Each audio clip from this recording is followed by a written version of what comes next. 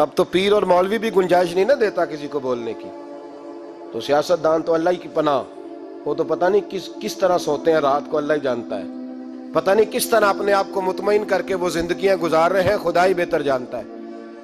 حضرت عمر فاروق جیسا دلیر اور جرری آدمی جمعہ پڑھانے مسجد میں داخل ہوئے تو جناب ابو ایوب انصاری دروازے پہ کھڑے ہو گئے، کہنے لگے عمر تیرے نوکر نہیں، ٹائم پہ آیا کر، بڑی دیر سے کھڑے ہیں۔ کیوں دیر سے آیا ہے؟ بڑے جلالی تھے نا حضرت عمر، لیکن وہ جلالی اس وقت تھے جب کوئی ظلم کرتا تھا، اور ذات کے لیے جلالی نہیں تھے۔ کب وقت پہ آیا کر، کو ملازم نہیں تیرے؟ تو سیدنا فاروق اعظم ممبر پہ چڑھے اور فرمانے لگے اللہ ابو ایوب انصاری کا بھلا کرے، جب تک اس طرح کے لوگ موجود ہیں کوئی بادشاہ بگڑے گا نہیں، اللہ اس کا بھلا کرے، اس نے میری توجہ صحیح۔ اور پھر عمر رو پڑے، رو کے فرمانے لگے مسلمانوں معاف کر دو، غلطی کوئی نہیں، میرے پاس کرتا ایک ہی ہے، اور عبداللہ کی ماں نے وہ دھو کے خشک ہونے کو ڈال دیا تھا، غریب ہوں، کرتا دوسرا کوئی نہیں، تو وہ ذرا نا خشک ہونے میں آ کے دیکھ لو، ابھی بھی گیلا ہے، مجھے معاف کر دو، میری غلطی نہیں ہے۔ صحابہ درد کے ساتھ رونے لگے اور کہنے لگے اللہ اس طرح کے حکمران ہمیشہ عطا کرتا رہے۔ میرے بھائی تو انصاف کا رنگ تو دے، ان تقاضوں کو سمجھنا۔ یہاں کسی کی جرت ہے بول سکے، طاقت ہے کسی کی، لیکن انہوں نے اپنے آپ کو پیش کیا، سامنے پیش کیا اپنے آپ لوگوں کے سامنے۔ دو مال غنیمت کی چادریں بانٹ رہی ہیں، سب کو ایک ایک ملی ہے۔ فاروق اعظم جمعہ پڑھانے آئے تو اسی چادر کا کرتا، اسی کی تامت، لوگ کھڑے ہو گئے، عمر بتا تو نے دو کیوں لی؟ یہ انصاف ہے، یہ عدل ہے، کیوں لی دو؟ تو حضرت عمر کہنے لگے میرا بیٹا جواب دے گا۔ عبداللہ بن عمر بولے، کہنے لگے ابا جی کے کپڑے بڑے پرانے ہو گئے تھے، میں نے اپنے حصے کی بھی اپنے ابا جی کو دے دی ہے۔ دیکھیں نا یہ انصاف میرے نبی پاک نے کیا ہے، صحابہ نے سیکھا ہے۔ میں اور آپ تیار نہیں، ہم تیار نہیں انصاف کے لیے، ہمارا مزاج نہیں انصاف کا، ہمیں خود بہت سارا آگے پیش ہو کے رنگ دکھانا پڑے گا، اس کے لیے ہماری تیاری نہیں۔ اس لیے ہم حکمرانوں کو گالی دے کے چپ کر جاتے ہیں، اس لیے ہم وکیلوں کے کہتے ہیں بکتے بڑا ہیں، جج بکتے، یہ باتیں کر کے ہم خاموش ہیں، ہم پیش نہیں کر پا رہے، ابھی تک ہم اپنے آپ کو کھڑا نہیں کر پا رہے کہ ہم سے مطالبہ کرو انصاف کا، کھڑا نہیں۔ حضرت سیدنا علی المرتضیٰ شیر خدا رضی اللہ تعالیٰ عنہ فرماتے ہیں بدر کے لیے جب جا رہے تھے تو سواری ایک تھی، سوار تین تھے، ایک سواری اور سوار تین۔ فرماتے ہیں نبی پاک صلی اللہ علیہ وسلم نے فرمایا تین کٹھے نہ بیٹھنا، دو بیٹھیں، سواریوں کو تکلیف ہوتی ہے، قربان جاؤں کیسا رسول دیا ہے جو جانوروں کے حقوق کا بھی خیال فرماتے ہیں صلی اللہ علیہ وسلم۔ فرمایا دو بیٹھیں۔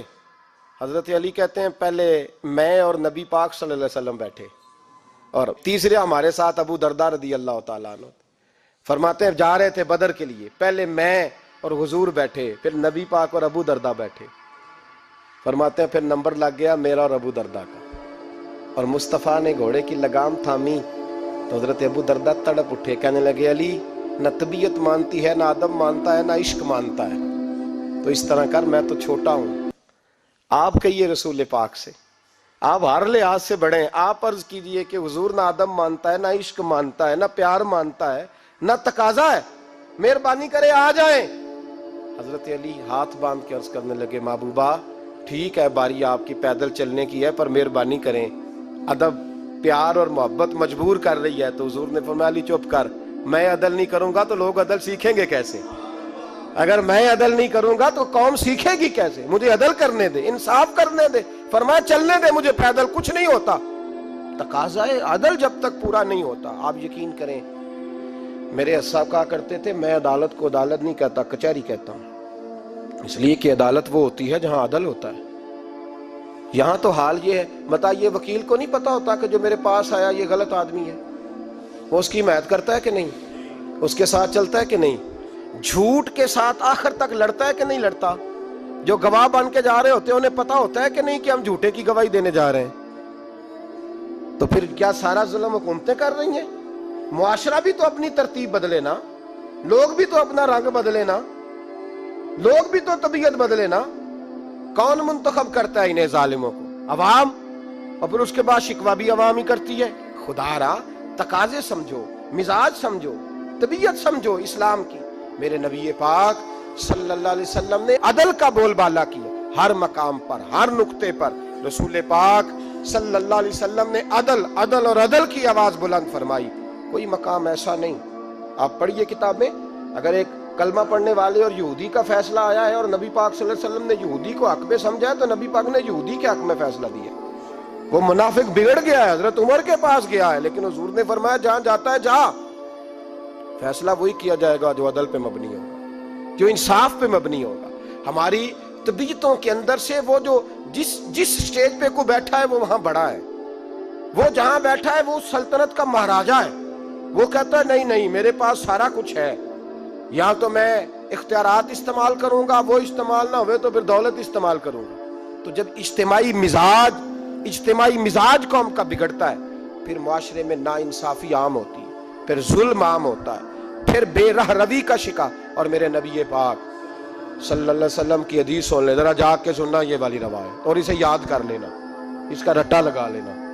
حضور نے فرمایا تھا جس معاشرے میں بے حیائی عام ہوگی وہاں ایسی بیماریاں پیدا ہوں گی جن کا علاج ہی کوئی نہیں ہوگا۔ اور حضور نے فرمایا جس قوم کے اندر انصاف نہیں ہوگا وہاں قتل عام ہوگا۔ انصاف نہیں، جب تک مجرم کو سزا نہیں ملتی، جب تک مجرم کو سزا نہیں ملتی اتنی دیر تک لوگوں کے لیے وہ نشان عبرت نہیں بنتا، اتنی دیر تک لوگ باز نہیں آتے۔ یاد رکھیں جب انصاف ہوگا، عدل ہوگا، اور عدل کرنے والے جب عدل کریں گے اور انصاف کا دامن تھامیں گے، پہلی بات تو یہ ہے کہ ہم اپنے آپ سے ورا کریں بہت ساری چیزوں کو۔ ہم دیکھتے ہیں حکومت نے چھوٹی چھوٹی کمیٹیاں بنا دی ہیں مصالحتی کمیٹیوں کے لیے، بین المذاہب کمیٹیاں، بڑا کچھ بن گیا ہے، لیکن لوگ گروہ بندی کا شکار ہیں، گروہی تعصبات ہیں۔ دیکھتے ہیں کہ ہمارا ووٹ کس طرف ہے، ہمارا مزاج کس طرف ہے، اس رنگ میں ملت کا اجتماعی نقصان ہو جائے، شیرازہ بکھر جائے۔ اور میں شروع میں کہہ چکا ہوں، امام حسن فرمایا کرتے تھے اگر غریب پر ظلم نہ روکا جائے گا تو وہ ظلم امیر کے دروازے تک بھی جائے گا۔ ایک وقت آئے گا کہ امیروں کے ساتھ بھی زیادتیاں ہونے لگیں، اس لیے کہ جب ظلم ہوتا ہے تو اس کی آگ بھی پورے معاشرے کو لپیٹ میں لیتی ہے، اور جب انصاف ہوتا ہے تو اس کی برکتیں بھی سارے معاشرے کو فائدہ دیتی ہیں۔ عدل انصاف ضروری امر ہے۔ حضرت عمر فاروق رضی اللہ تعالیٰ عنہ جناب زید بن ثابت رضی اللہ تعالیٰ عنہ کو خود قاضی بنایا تھا۔ حضرت زید بن ثابت کو قاضی خود بنایا، خود تعینات کیا۔ حضرت ابی بن کعب رضی اللہ تعالیٰ عنہ نے نا حضرت عمر پر مقدمہ کر دیا حضرت زید بن ثابت کی حکومت میں، خود حضرت عمر پر۔ جناب عمر جب پہنچے نا وہاں سب لوگ بیٹھے رہے، ایک شخص کہنے لگا تم اپنے امیر کے لیے کھڑے نہیں ہوئے، تو زید بن ثابت کہنے لگے چپ کر جا، ان پر مقدمہ ہے، وہ حساب دینے آئے ہیں، امیر المومنین بن کے نہیں آئے۔ سامنے کھڑا کیا تو گفتگو کے دوران کوئی ایسا موقع آیا کہ حضرت عمر کو قسم دینی پڑی، تو حضرت زید بن ثابت حضرت ابی بن کعب سے کہنے لگے یار لحاظ کر، وہ فاروق اعظم ہے، امیر المومنین ہے ہمارے، اور تو ان سے قسم کا مطالبہ کر رہا ہے۔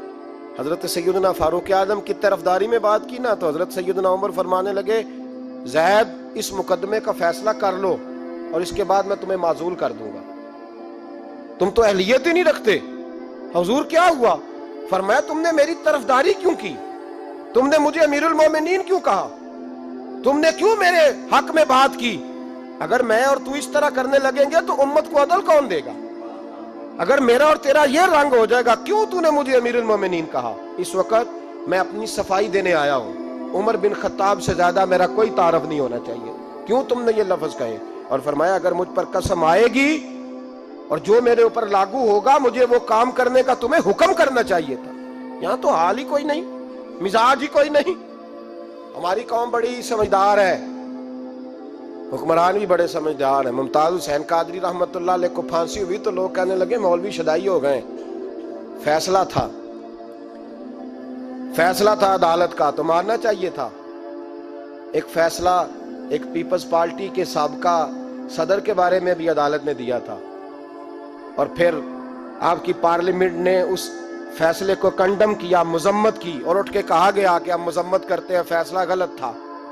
جب حضرت ممتاز قادری کے حق میں فیصلہ آئے تو اس وقت لوگ بولتے ہیں، کہتے ہیں دیکھو جناب عدالت کا فیصلہ ہے اور مولوی کہہ رہے پھانسی نہ دو، اور جب ایک شخص پر، ایک عام آدمی